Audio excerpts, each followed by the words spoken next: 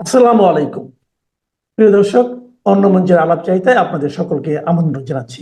প্রিয় বন্ধুরা, প্রীতি, সালাম এবং শুভেচ্ছা নেবেন। যদি সবকিছু ঠিক থাকে তাহলে আজকে জাতির উদ্দেশ্যে প্রধান নির্বাচন কমিশনার ভাষণ দিয়ে আগামী সংসদ নির্বাচনের তফসিল ঘোষণা করবেন এবং যতদূর জানি আগামী সংসদ নির্বাচন অনুষ্ঠিত হবে 12ই ফেব্রুয়ারি 2026। সূত্র নিশ্চিত করেছে যে গতকাল প্রধান নির্বাচন কমিশনারের ভাষণ রেকর্ড করা হয়েছে এবং এই নির্বাচনে আওয়ামী লীগকে অংশগ্রহণ করতে দেওয়া হবে না। ইউনূস প্রশাসনের পক্ষ থেকে জানা গেছে যে তারা মনে করে এই মুহূর্তে আওয়ামী লীগের কার্যক্রমের অনুমতি দিলে আওয়ামী লীগ দেশে হয়তো অরাজকতা সৃষ্টি করবে এবং সেটি সামাল দেওয়া ইউনূস প্রশাসনের পক্ষে কঠিন হয়ে যাবে। সুতরাং তারা এই মুহূর্তে আওয়ামী লীগকে বাদ দিয়েই নির্বাচনটি করবে। নিন্দুকেরা বলছে যে আওয়ামী লীগকে বাদ দিয়ে ক্ষমতা দখলের একটা পরিকল্পনা করা হয়েছে ইউনূসের, এবং ইউনূস তার পছন্দের দলের হাতে ক্ষমতা দিয়ে আসতে চায় এবং এর জন্য তিনি যদিও মুখে বলছেন যে পৃথিবীর অন্যতম সেরা নির্বাচন তিনি জাতিকে উপহার দিতে চান, প্রথমতই সংখ্যাগরিষ্ঠ ভোটারের পছন্দের দল আওয়ামী লীগকে বাদ দিয়ে তিনি নির্বাচনটাকে অগ্রহণযোগ্য এবং খেলো করে ফেলেছেন। তারপরেও তিনি এটিকে পৃথিবীর সেরা নির্বাচন কোন হিসেবে বলছেন জানি না, তবে তিনি তার পছন্দের দলকে ক্ষমতায় আনার জন্য প্রয়োজনে যে কোনো লেভেলের ইলেকশন ইঞ্জিনিয়ারিং করবার জন্য তৈরি হয়ে আছে। এই অবস্থায় দেশবাসী অপেক্ষা করছে, কারণ এই প্রথম একটা নির্বাচনের তফসিল ঘোষিত হচ্ছে না। এর আগে 2008 সালে দেখা গেছে যে ঘোষণার পরে 5 বার নির্বাচন তফসিল পরিবর্তন করা হয়েছে। 2006 সালে যখন খালেদা জিয়া ক্ষমতা হস্তান্তর করেছিলেন, সেই সময় কিছুদিনের জন্য প্রধান উপদেষ্টা হয়েছিলেন সেই সময় রাষ্ট্রপতি অধ্যাপক ডক্টর ইয়াজউদ্দিন। তিনি একটি নির্বাচনের তারিখ দিয়েছিলেন 2007 সালে, কিন্তু সেই নির্বাচনটি হয়নি। সেই নির্বাচনের আগেই 111 সরকার এসেছিল। সুতরাং নির্বাচন তফসিল ঘোষণা করা মানেই যে নির্বাচন হয়ে যাবে এমন কোনো কথা নেই। আপনারা অনেকেই জানেন যে গত নভেম্বরে এবং এই ডিসেম্বরের এ পর্যন্ত ভারতে অনেক ডেভেলপমেন্ট হয়েছে বাংলাদেশের নির্বাচন নিয়ে। ভারত এবং আমেরিকা তারা যে ডিফেন্স চুক্তিটা সম্প্রতি স্বাক্ষর করেছে, 10 বছর মেয়াদি এই ডিফেন্স চুক্তিতে তারা অনেকগুলো ইস্যু আলোচনার পাশাপাশি বাংলাদেশ নিয়েও তারা আলোচনা করেছে এবং বাংলাদেশের ব্যাপারে তারা দফায় দফায় বৈঠক করেছে এবং সর্বশেষ বৈঠকটি করেছে ভারতের পররাষ্ট্রমন্ত্রী ডক্টর জয়শঙ্কর এবং ভারতে মার্কিন রাষ্ট্রদূত সার্জিও গার। তাদের এই সিরিজ বৈঠকের মধ্যে তারা যে সিদ্ধান্তগুলো নিয়েছে বাংলাদেশের ব্যাপারে, তাদের একটা হলো যে বাংলাদেশে একটা ইনক্লুসিভ নির্বাচন হতে হবে এবং সবার জন্য একটা লেভেল প্লেইং ফিল্ড তৈরি করা হবে এবং প্রশাসনকে দুর্নীতি ও প্রভাব মুক্ত করা হবে এবং যেসব আমলার বিরুদ্ধে সুনির্দিষ্ট দুর্নীতির অভিযোগ আছে তাদের সরিয়ে দেওয়া হবে। বাংলাদেশে জঙ্গি কার্যক্রম এবং জঙ্গিদের কার্যক্রমের অর্থায়ন এ দুটো বন্ধ করতে হবে। তো এই সিদ্ধান্তগুলো তারা নিয়েছিল এবং বাংলাদেশে আইএসআই এর যেসব কর্মকর্তারা কর্মরত রয়েছে বিভিন্ন গুরুত্বপূর্ণ স্থানে, তাদের বাংলাদেশ থেকে সরে যাওয়ার জন্য বারবার বলা হয়েছে এবং আজকে 12ই ডিসেম্বরের মধ্যেও তাদের আবার বাংলাদেশের গুরুত্বপূর্ণ স্থাপনা থেকে সরে যেতে বলা হয়েছে। তো এই দিকে ভারত পাকিস্তান যখন এই আলোচনাগুলো করছে এবং 5ই ডিসেম্বর বাংলাদেশের সময় রাত এবং আমেরিকার সময় তখন দিন, এই যে বাংলাদেশের ব্যাপারে যেগুলো বললাম, ইনক্লুসিভ নির্বাচন, দুর্নীতি ও প্রভাব মুক্ত একটা প্রশাসন, একটা level playing field, Indo Pacific রিজিয়নে একটা স্বস্তি বজায় রাখা এবং এই অঞ্চলে চীনা প্রভাব খর্ব করতে একসাথে ভারত এবং আমেরিকা কাজ করবে, এই সব সিদ্ধান্ত ট্রাম্পকে জানানো হয়েছে এবং ট্রাম্প এগুলো সব অ্যাপ্রুভ করেছেন এই যে 5ই ডিসেম্বর বাংলাদেশ সময় রাত্রে যেটা বললাম।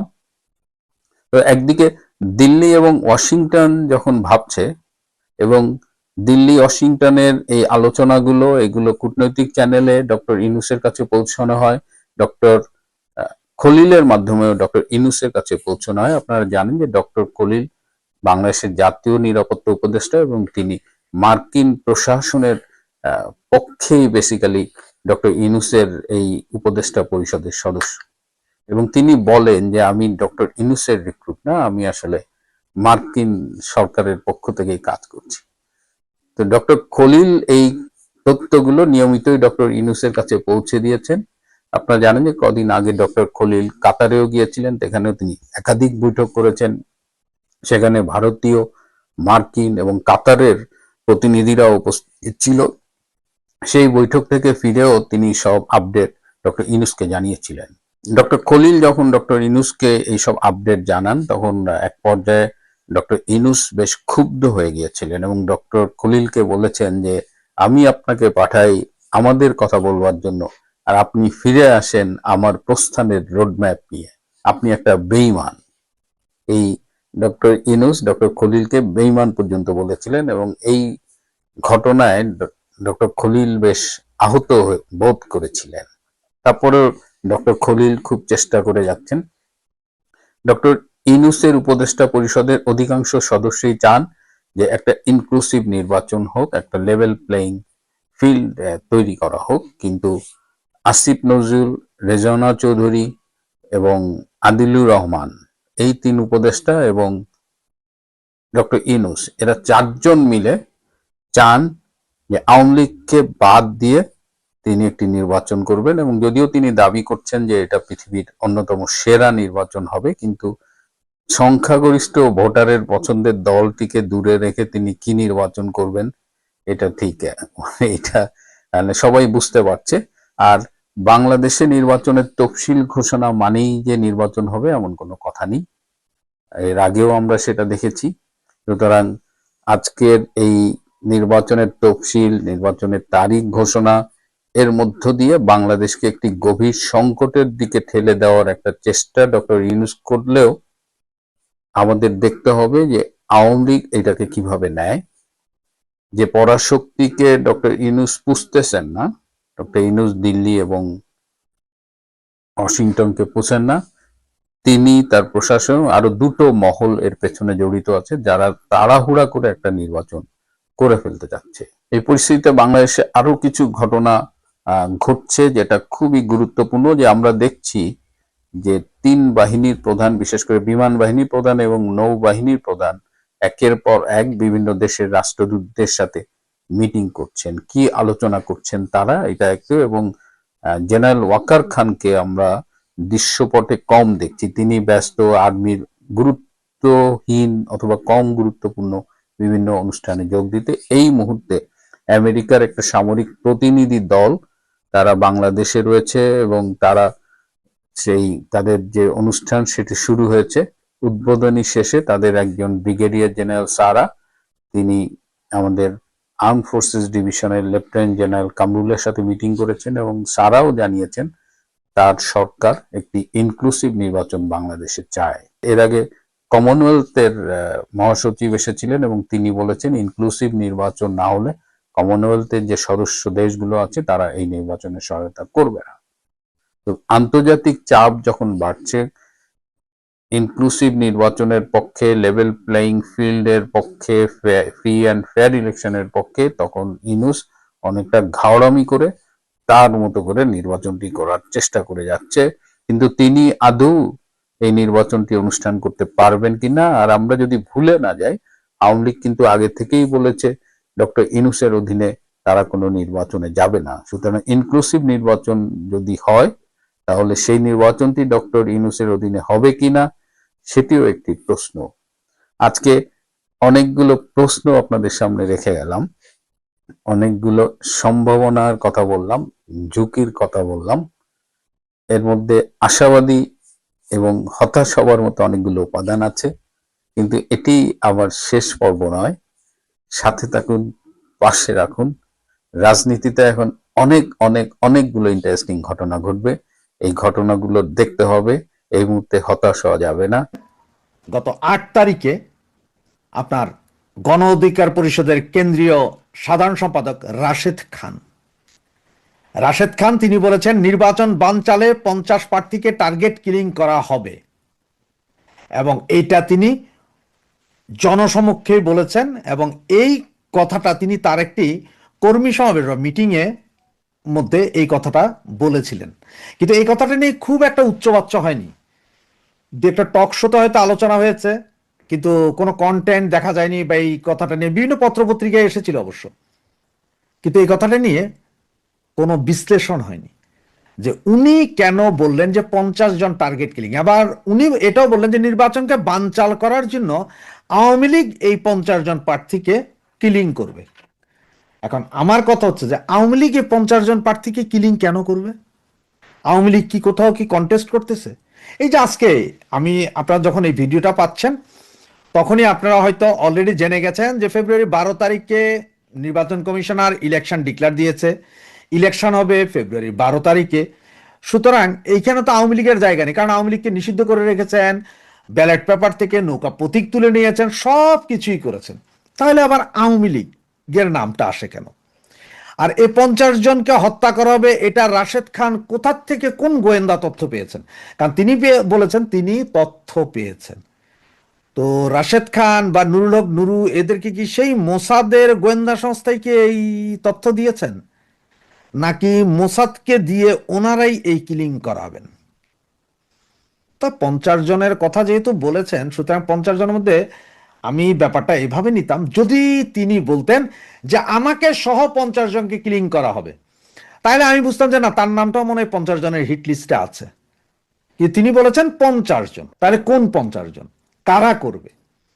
আপনি এমনি বলে দিলে হবে না যে আওয়ামী লীগ করবে। আওয়ামী লীগ নাই বাংলাদেশে।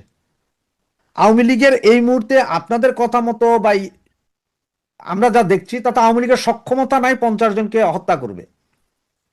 যেই দিন থেকে বলা হচ্ছিল যে ফেব্রুয়ারিতে নির্বাচন হবে, গত 2 মাস যাবৎ যখন এই বিএনপি, জামাত, এনসিপি এরা যখন প্রার্থী তালিকা ঘোষণা করছিলেন, সেই থেকে আজ পর্যন্ত 210 জন নির্বাচনী সহিংসতায় নিহত হয়েছেন। এগুলো কোনোটাই আওয়ামী লীগ করে নাই। হয় জামাত বিএনপিকে করেছে, বিএনপি জামাতকে করেছে। এই যে গত 2 দিন আগে আপনারা জানেন যে ফুয়াদকে যে দৌড়ানিটা দিয়েছে, এটা কি আওয়ামী লীগ দিয়েছে? এটা তো বিএনপি দিয়েছে। ফুয়াদ চিল্লাইয়া বলতেছে যে বিএনপি করেছে, বিএনপির 10 লাখ ভোট কমে গেছে এক ফুয়াদরে দৌড়ানি দেওয়ার কারণে। সুতরাং এই target killing mission, target killing করতে পারে বাংলাদেশের সক্ষমতা আছে একমাত্র জামাত ইসলামের। কারণ তাদের কাছে স্নাইপার আছে, তাদের কাছে পাকিস্তানি গোয়েন্দা সংস্থার লোকজন আছে, তাদের সাথেই যোগাযোগ আছে। তার কিসের? রাশেদ খান এবং আপনার এই যে নুরুল হক নুরু, তাদের সাথে মোসাদের যোগাযোগ আছে। পৃথিবীর বিখ্যাত যে স্নাইপার বলা হয়, পৃথিবীর যদি সবচেয়ে দুর্ধর্ষ স্নাইপার বলা হয়, তাহলে সেটা আছে একমাত্র মোসাদের কাছে। আর দ্বিতীয়ত আমাদের এশিয়ার ভিতরে আছে পাকিস্তানের কাছে, যেটা আপনার গত জুলাই আগস্টে এই পাকিস্তানি সেনাবাহিনী, আইএসের লোকজন, টার্কির লোকজন মিলেই স্নাইপার দিয়ে শত শত ছেলে পেলেকে হত্যা করেছিল, শিশুদেরকে হত্যা করেছিল। সেই কথা আপনারাও ভুলেননি, আমরাও ভুলিনি। সুতরাং এই মুহূর্তে সে যখন বলে যে নির্বাচনী সহিংসতায় 50 জন প্রার্থী নিহত হবে, তার মানে তার কাছে স্পেসিফিক্যালি সে জানে যে কে কে কোন কোন আসনে হত্যাকাণ্ড ঘটবে। পুলিশ প্রশাসন কোথায়, গোয়েন্দা বিভাগ কোথায়? তারা তো এই মুহূর্তে রাশেদ খানকে নিয়ে জিজ্ঞাসাবাদ করা উচিত যে তুমি এই তথ্য কোথায় পাইলা। জাতির সামনে প্রকাশ করা উচিত যে কোন 50 জন প্রার্থী, কারা এই টার্গেট কিলিং এর শিকার হবে। কারণ সে যেহেতু বলেছে তার কাছে তথ্য আছে, তাহলে সে পুরোপুরি জানে। সে যদি পুরোপুরি না জানে, সে জনসমক্ষে পাবলিকলি এটা তো বলতে পারে না কেউ যে 50 জন। এখন আমরা যেমন বলতেছি, বারবার বলতেছি নির্বাচন হবে না, আওয়ামী লীগ বিহীন নির্বাচন হবে না, আওয়ামী লীগ বিহীন নির্বাচন হবে না। আমাদের কাছে কিন্তু কোনো গোয়েন্দা তথ্য নেই। আমরা প্রেডিকশন করছি যে আওয়ামী লীগ বিহীন নির্বাচন হবে না। এই নির্বাচনী তফসিল ঘোষণা করেছেন, আবার হয়তো চেঞ্জ হবে। কিন্তু হত্যা করা হবে যখন স্পেসিফিকই বলা হয়, তার মানে হচ্ছে যে এই হত্যা কে করবে, কারা করবে, কখন করবে, কাকে করবে, এই জিনিসগুলো জানতে হবে। ডাক্তার ইউনূস মহোদয়, আসিফ নজরুল সাহেব, আপনাদের উচিত এই মুহূর্তে রাশেদ খানকে আপনাদের জিম্মায় নেওয়া। আমি প্রশাসনকে বলবো, পুলিশ, বিডিআর, আর্মিকে বলবো, রাশেদ খানকে এই মুহূর্তে জিম্মায় নিন। তার কাছ থেকে জানুন যে কোন 50 জনকে হত্যা করবে এবং কারা হত্যা করবে। এবং এই হত্যাকাণ্ডের পেছনে, কারণ এটাও জামাতের একটা খেলা, এবি পার্টি বলেন, গণ অধিকার পরিষদ বলেন, আর যেটাই বলেন সবগুলোই জামাতের A team B team C team. সুতরাং ওরা নিজেরাই করতেছে এটা। এখন আমার তো মনে হয় যে রাশেদ খান, জামাত এরা এক হইয়া এরাই এই হত্যাকাণ্ড ঘটাবে। কারণ মোসাদ কাদের সাথে যোগাযোগ করছে? মোসাদ যোগাযোগ করছে রাশেদ খান আর নুরুর সাথে। পাকিস্তানের আইএসআই কাদের সাথে যোগাযোগ আছে? পাকিস্তানের টার্কি, জামাতের সাথে। তাইলে এখন এই টার্গেট কিলিংটা করতে পারে কারা? জনসাধারণ, বাংলাদেশের জনসাধারণ আপনারাই চিন্তা করুন কারা। সুতরাং আমি বলবো, যেহেতু এই মুহূর্তে এরা টার্গেট কিলিং এর কথা বলছে, প্রশাসন এটা বের করতে হবে। পাবলিককে বলবো কোনো মিছিল মিটিংয়ে যাওয়ার দরকার নেই। আপনারা কে কোন দল সমর্থন করে তা আমার জানার বিষয় না, সেটা আপনাদের বিষয়। কোনো মিছিল মিটিংয়ে যায়েন না, কারণ সে টার্গেট কিলিং এ তো আপনিও পড়তে পারেন। কারণ একজন মারতে গিয়ে তিনজন মারলে আপনারাও মরবেন।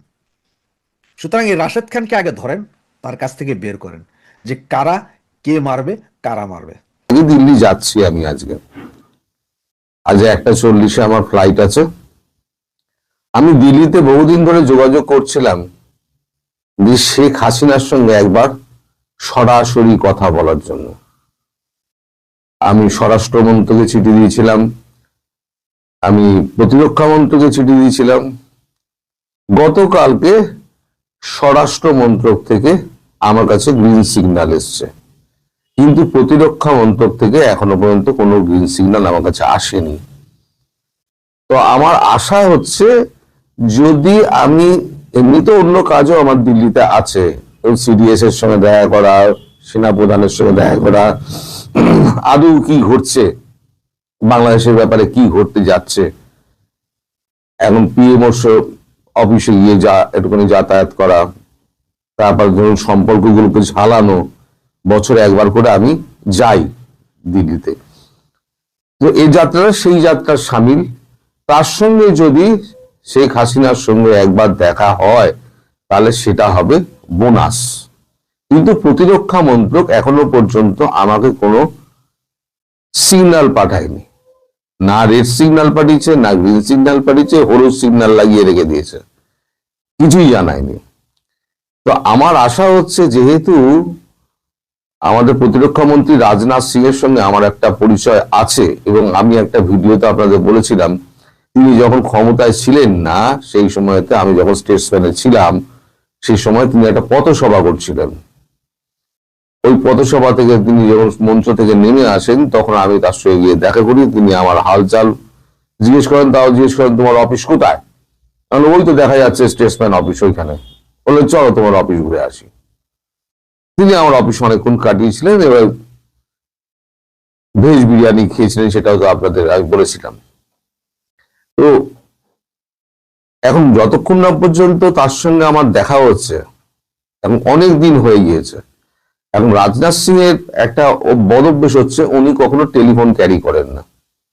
আর ওনার যে পিএস আছে, প্রাইভেট সেক্রেটারি, যিনি আমাকে চেনেন না। ফলে আমি যখনই ফোন করি না কেন, কোনো না কোনো কারণ দেখিয়ে স্যার ব্যস্ত আছে, স্যার এখন মিটিং আছে, এই সমস্ত করে আমায় কাটিয়ে দেয়। তো আমার ইচ্ছা আছে আমি আজকে গিয়ে সন্ধ্যেবেলা তার বাড়িতে উপস্থিত হব, তার বাড়িতে উপস্থিত হয়ে তার সঙ্গে দেখা করব। বাড়িতে অতটা চাপ থাকে না, একটু গভীর রাত হবে, হয়তো 1টা, 1:30, 2টো হয়তো হতে পারে। হোটেল থেকে গাড়ি নিয়ে রাত্রিবেলা যেতে হবে। তো আমি এই যে সকালবেলা ভিডিওটা করে রাখছি, আমি ভিডিওর টাইম লাইনে দিয়ে রেখে দেবো। ঠিক 6:30টার সময়, ভারতীয় 6:30টার সময় এই ভিডিওটা আপনি আপলোড হয়ে যাবে। তো আপনি যখন ভিডিওটা পাবেন তখন আমি শুধু দিল্লিতে বসে আছি। এখন দেখা হবে কি হবে না তা তো আমার হাতে নেই, কারণ প্রতিরক্ষা মন্ত্রকের অনুমতি ছাড়া আমি কিন্তু দেখা করতে পারবো না। এই কারণে পারবো না, আপনারা জানেন যে তার সুরক্ষা এখন Z++ করে দেওয়া হয়েছে। আমি অনেক আগে একটা ভিডিওতে বলেছিলাম। আর তিনি যেখানে রয়েছেন সেটা একটা এয়ারবেসের মধ্যে, সেটা পুরো সেনাবাহিনী দ্বারা নিয়ন্ত্রিত। আর সেনাবাহিনীর মাথায় কি আছে? সেনাবাহিনীর মাথায় আছেন রাজনাথ সিং। ফলে রাজনাথ সিং এর যদি অনুমতি না পাওয়া যায়, বা তিনি যদি অধস্তন কোনো কাউকে যদি না বলে দেন, তাহলে পরে আমার ওখানে এন্ট্রি ঘটবে না। আর রাজনাথ সিং এর সঙ্গে দেখা হবেই এমন কোনো গ্যারান্টি নেই। ফলে একটা দোলাচলের মধ্যে আছি, কিন্তু আমার দিল্লি যাত্রাটা নিশ্চিত, কারণ ওখানে আমার অনেকগুলো প্রোগ্রাম রয়েছে, অনেকের সঙ্গে কথা বলার ব্যাপার রয়েছে। আমি সমস্ত টাইম নিয়ে রেখে দিয়েছি। আমি আগামীকাল হয়তো রাতের ফ্লাইটে হয়তো ফিরে আসতে পারি, তাই আগামীকাল আমি কোনো রকম ভিডিও আপনাদের আপলোড করে দিতে পারবো না, কোনো ভিডিও করতে পারবো না। হয় আগামীকাল রাত্রিবেলা ফ্লাইট ধরতে হবে, পরের দিন সকালবেলা ফ্লাইট ধরতে হবে, সেক্ষেত্রে শনিবার হয়ে যেতে পারে। এখন আমার এই শেখ হাসিনার সঙ্গে দেখা করার যে একটা ইচ্ছে, সেটা কেন? টেলিফোনে তার সঙ্গে আমার যোগাযোগ হয় না, তিনি আমার ছিলেন না, আমি খুব একটা চেষ্টাও করিনি। আমি ভেবেছিলাম যে যদি দেখা হয় তাহলে একেবারে দেখা করব, আদারওয়াইজ ওই টেলিফোন করে অমুক করে ও সমস্ত করে কোনো খবর পাওয়া যায় না। সাম্প্রতিককালে রাশিয়ার রাষ্ট্রপতি ভ্লাদিমির পুতিনের সঙ্গে তার যখন কথাবার্তা হয়েছিল, সেই কথাবার্তা কি হয়েছে আমরা কেউ জানি না। সেটা আমাদের ভারতীয়দের মধ্যে অনেকেই হয়তো জানবেন না, এটা এত গোপনীয় ব্যাপার। এই 1-to-1 মিটিংয়ে সেখানে জানবেন না, কিন্তু ওখানে দ্বিতীয়বার মিটিং করেন রাজনাথ সিং। মানে যেদিন উনি গেছিলেন, আমি বলেছিলাম রাজনাথ সিং ওখানে ছিলেন, পরবর্তী ক্ষেত্রে রাজনাথ সিং একবার ওনার সঙ্গে কথা বলেন। খুব স্বাভাবিকভাবে রাজনাথ সিং কথা বলবেন এই কারণে, কারণ এখানে সেনাবাহিনীর একটা, বাংলাদেশ সম্পর্কে সেনাবাহিনীর একটা প্ল্যান রয়েছে, সেটা নিয়ে রাজনাথ সিং এর সঙ্গে হয়তো তার কথাবার্তা হতে পারে। এখন যতক্ষণ না পর্যন্ত রাজনাথ সিং এর সঙ্গে কথা হচ্ছে, যতক্ষণ না পর্যন্ত আমি পুরো ব্যাপারটা জানতে পারছি এবং তার অনুমতি যদি পাই তাহলে শেখ হাসিনার সঙ্গে দেখা হবে, তার অনুমতি যদি না পাই তাহলে শেখ হাসিনার সঙ্গে দেখা হবে না। কারণ ওখানে ঢুকতে গেলে আপনার একদম ওপরওয়ালার ছাড়পত্র নিতে হবে, তারপর আপনাকে ডিফেন্স সেক্রেটারি কাছে যেতে হবে, তারপর তাদের যে টেকনিক্যাল টিম আছে তাদের কাছে চোখের ছাপ দিতে হবে, চোখের মণি হয় না, মণির ছাপ দিতে হবে। মণির ছাপ দেওয়ার পরে তারপর ওখান থেকে একটা পাস ইস্যু করা হবে, সেই পাস নিয়ে তখন আমাকে হিন্দানি এয়ারবেসে যেতে হবে। ততক্ষণে সেই পাসের একটা মেল হিন্দানি এয়ারবেসে চলে যায় যে কে যাচ্ছে, কতক্ষণ দেখা করবে, কতক্ষণ থাকবে, তার পরিচয় কি, আমার বাপ চোদ্দ পুরুষের সমস্ত হিস্ট্রি থাকবে। তো যেহেতু রাজনাথ সিং এর সঙ্গে আমার একটা ব্যক্তিগত পরিচয় আছে, আমার মনে সামান্যতম একটু আশা আছে যে স্বরাষ্ট্র মন্ত্রক থেকে যখন গ্রিন সিগন্যাল পাওয়া গেছে, মানে অমিত শাহ দপ্তর থেকে যখন গ্রিন সিগন্যাল পাওয়া গেছে, তখন আমি রাজনাথ সিং এর সঙ্গে হয়তো কথা বলতে পারবো যদি দেখা হয়। আমি জানি না এখন কত রাতে কি ব্যাপারে উনি আমাকে, মানে আদৌ আমাকে, যতক্ষণ না দেখা হচ্ছে ততক্ষণ পর্যন্ত মুখটা দেখাতে পারছি না, উনি চিনতেও পারবেন না। আর নাম এরম প্রচুর নাম ওনার কাছে, প্রতিদিন 200-250 নাম শুনে প্রতিদিন 200-250 নাম ভুলে যান। এখন আমার সঙ্গে যদি সপ্তাহে একবার করে কথা হতো তাহলে পরে উনি আমাকে মনে রাখতেন, তা তো হয় না। ফলে যে দীর্ঘ সময়ের একটা ব্যবধান গেছে, যতক্ষণ না পর্যন্ত সেই ব্যবধানটা চুকবে কি করে, যখন তিনি আমার এই সকলটা দেখতে পাবেন। আর সকালটা না দেখা পর্যন্ত উনি আমায় ততক্ষণ চিনতে পারবেন না, এবং যতক্ষণ না চিনতে পারছেন ততক্ষণ আমি একজন অনাহুত। এরকম অনেকেই দরবার করে থাকে ওনার সঙ্গে দেখা করার জন্য। এখন এই দরবার যারা করে তাদের অধিকাংশ হচ্ছে রাজনৈতিক দলের। অনেক সাংবাদিক নিশ্চয়ই দরবার করেছেন, তারাও সফল হয়েছে, হননি। ফলে আমি যে সফল হব তার কোনো গ্যারান্টি নেই। আর উনি এত নিরাপত্তার ঘেরাটোপে থাকেন, সেখানে তার সঙ্গে মানে সাক্ষাৎ করাটা একটা অসম্ভবের পর্যায়ে। আশা নিয়ে যাচ্ছি, দেখা যাক। আপনারা সবাই প্রার্থনা করুন, যদি আমার আশা সফল হয়, যদি তার সঙ্গে 5 মিনিটেরও আমার দেখা হয়, তাহলে আমি নতুন হয়তো অনেক খবর নিয়ে আপনাদের সামনে আসতে পারবো। না হলে পরে আর কিছু করার নেই, আমি দিল্লি ঘুরে, বিভিন্ন দপ্তরে ঘুরে যা যা খবর পাবো পরবর্তীকালে আপনাদের কাছে আমি পৌঁছে দেবো। আজকে আমার স্নান পর্যন্ত করা হয়নি, আমার চা খেয়ে আমি বসে পড়েছি। আমি একটু বাদে স্নান টান করে খেয়ে দিয়ে আমি এয়ারপোর্টের উদ্দেশ্যে রওনা হব। এই ভিডিওটা টাইম লাইনে ছাড়া থাকলেও আপনারা সবাই দেখে নেবেন এবং প্রার্থনা করবেন যাতে আমি তার মুখোমুখি হতে পারি এবং আপনাদের ভালো মন্দ কিছু একটা যা হোক না কেন আমি খবর আপনাদের শোনাতে পারি। রইল, আপনারা জানেন একটি নির্বাচন এসছে, পাতানো নির্বাচন। এই পাতানো নির্বাচনের খেলায় কে জিতবে কে হারবে সেটার চেয়ে বড় কথা হচ্ছে বাংলাদেশ কি হেরে যাবে নাকি বাংলাদেশ জিতে যাবে। 1971 সালের মহান মুক্তিযুদ্ধ, যেই মুক্তিযুদ্ধের মাধ্যমে আমাদের এই স্বাধীন দেশটি আজকে আমাদের পতাকাটি, আমাদের জাতীয় সঙ্গীত, আমাদের মানচিত্র আমাদের হয়েছে, সেই মহান মুক্তিযুদ্ধকে যারা, মুক্তিযোদ্ধাদেরকে যারা কুলাঙ্গার বলছে, গালি দিচ্ছে, স্বাধীনতার স্থপতিকে যারা প্রতিনিয়ত বিষোদ্গার করছে, তারাই এখন বাংলাদেশে নানাবিধ নতুন কাজ কারবার শুরু করেছে। তো ফেব্রুয়ারিতে একটি নির্বাচন হতে যাচ্ছে, আমরা জানি আজকে এই একটি তফসিল ঘোষণা হতে পারে, যেই তফসিলটির মাধ্যমে 2026 সালের ফেব্রুয়ারি মাসের 12 তারিখে একটি নির্বাচন হওয়ার সম্ভাবনা রয়েছে। যেই নির্বাচনটি ইনক্লুসিভ নির্বাচন নয়। এই নির্বাচনের মাধ্যমে জিতে গেলেন শেখ হাসিনা, কারণ আগে শেখ হাসিনা কিন্তু তাদেরকে আমন্ত্রণ জানিয়েছিলেন নির্বাচনে আসেন, কাউকে নিষেধ করা হয়নি নির্বাচনে আসতে, কিন্তু তারা যায়নি এই বলে যে শেখ হাসিনার অধীনে নির্বাচন করবো না। আর আজকে আওয়ামী লীগকে নির্বাচন করতেই দেওয়া হচ্ছে না। তার মানে পার্থক্যটা বুঝছেন, পেশিবাদ কাকে বলে, উহা কত প্রকার কি কি আমরা এটা শিখলাম, কিন্তু এখন সেই কথাটি বলতে আসেনি। বলতে এসছে যে এই কথাটি সাম্প্রতিক একটি জরিপে দেখা গেল 60% মানুষ নাকি বাংলাদেশে তারেক রহমানকে প্রধানমন্ত্রী হিসেবে দেখতে চায়। ভালো কথা, মানুষ যদি চায় তিনি প্রধানমন্ত্রী হবেন, এতে আমাদের কোনো সমস্যা নেই, কিন্তু এই নির্বাচনের সাথে আরেকটি অবৈধ নির্বাচন হতে যাচ্ছে। সেই নির্বাচনটিকে বলে গণভোট। গণভোটের বাংলাদেশের সংবিধানে কোনো বিধান নেই। সেই বিধানটি যদি করতে হয়, প্রথমে একটি সংসদ হতে হবে, সেই সংসদে একটি বিল পাশ করে সেই বিলের ভিত্তিতে কিন্তু গণভোটটি হতে হবে, কিন্তু তারপরে একটি অবৈধ গণভোট হচ্ছে। এই গণভোটের মূল কথাটা হচ্ছে বাংলাদেশের কনস্টিটিউশন অনেকগুলো চেঞ্জ নিয়ে আসবে। বাংলাদেশের প্রজাতন্ত্র থেকে শুরু করে অনেক বিষয়ে তারা একটি পরিবর্তন নিয়ে আসার চেষ্টা করছে। এই পরিবর্তনগুলো আনতে হলে বাংলাদেশের যে বিদ্যমান কনস্টিটিউশনাল কাঠামো সেটাকে চেঞ্জ করতে হবে। এই চেঞ্জ করার জন্য হ্যাঁ এবং না ভোট চতুর্থবারের মতো আসলো। জিয়াউর রহমান একবার হ্যাঁ না ভোট করেছেন, এরশাদ একবার হ্যাঁ না ভোট করেছেন, খালেদা জিয়ার সময়ে একটা হ্যাঁ না ভোট হয়েছিল 91 সালে সব দলের সম্মতিতে। সেটা হচ্ছে জাস্টিস শাহাবুদ্দিন প্রেসিডেন্ট থেকে আবার প্রধান বিচারপতিতে ফিরে যাবেন কি যাবেন না সেই ইস্যুতে। তো সেটি খুবই সামান্য একটা বিষয় ছিল। তারপরে এখন আরেকটি হ্যাঁ না ভোট, বাংলাদেশের ইতিহাসে চতুর্থ হ্যাঁ না ভোট। এই চতুর্থ হ্যাঁ না ভোটটিতে বিএনপির লোকেরা কি বলছে, কি ভাবছে?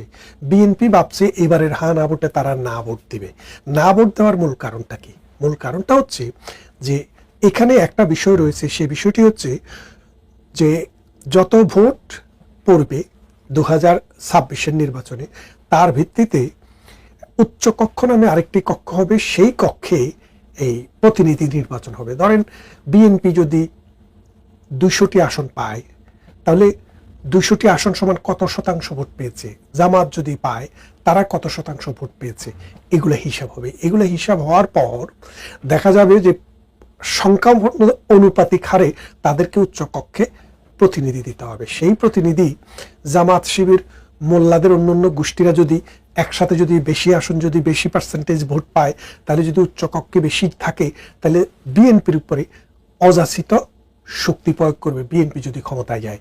সেই জন্য বিএনপি চায় যে হানা ভোটে তারা নায়ের পক্ষে ভোট দিবে, নায়ের পক্ষে ভোট দিয়ে তারা দেখিয়ে দিবে যে বাংলার মানুষ এই পরিবর্তন চায় না। তখন তারা পরিবর্তন করবে, কিন্তু কি পরিবর্তন করবে? তারা যা চায় সেই মোতাবেক পরিবর্তন হবে। কেননা তারা মেজরিটি পার্টি, যেহেতু এখন আওয়ামী লীগ নেই, বিএনপি আর জামাত, তাহলে বিএনপি ছাড়া তো মেজরিটি পার্টি হওয়ার সুযোগই নেই। তো বিএনপি তাদের সুবিধা মতো, তাদের পছন্দ মতো, তাদের ইচ্ছা মতো একটা পরিবর্তন আনবে, এবং সেই পরিবর্তনে উচ্চকক্ষ নাও হইতে পারে, আর হইলে সেটা 3 বছর সময়ও লাগতে পারে, অথবা এটা এমন হইতে পারে যে উচ্চকক্ষে প্রতিনিধিত্বশীলতা মানে পিয়ারের ভিত্তিতে হবে না, এরা তারা নির্ধারণ করবে। এই জন্য বিএনপি চাচ্ছে না যে তারা হাঁ ভোটে বা না ভোটে হাঁর পক্ষে যাক, তারা চাচ্ছে নার পক্ষে যাবে। এবং আপনারা জানেন জাতীয় পার্টি, কমিউনিস্ট পার্টি সহ বামদলীয় জোট এবং যারা আওয়ামী লীগ করে না কিন্তু আওয়ামী লীগকে অনেকবার ভোট দিয়েছে, তারাও যদি নির্বাচনে কোনোভাবে যদি নির্বাচন করতে যায় আস্থা রাখি, তাহলে তারাও কিন্তু নাতে ভোট দিবে। তার মানে হচ্ছে না জয়যুক্ত হওয়ার সম্ভাবনা 80% উপরে, আর হ্যাঁ জয়যুক্ত হওয়ার সম্ভাবনা 20% নিচে। তাহলে আপনারা বোঝেন, এই যে সামনে নির্বাচনটি আসছে, এই নির্বাচনটিতে যদি একটা না জয়যুক্ত হয়, তার মানে জুলাইয়ের যে সন্ত্রাসীরা, জুলাই মাসে বা আগস্ট মাসে যে সন্ত্রাসীরা বাংলাদেশকে দর্শন করেছে, 1971-এর রাজাকার আলবদররা যে এখনো দেশকে দর্শনের চেষ্টা করছে, মুক্তিযুদ্ধের ইতিহাস, সমাজ রাষ্ট্রের যে কাঠামো সেটাকে যে ভেঙে দেওয়ার চেষ্টা করছে, সেটা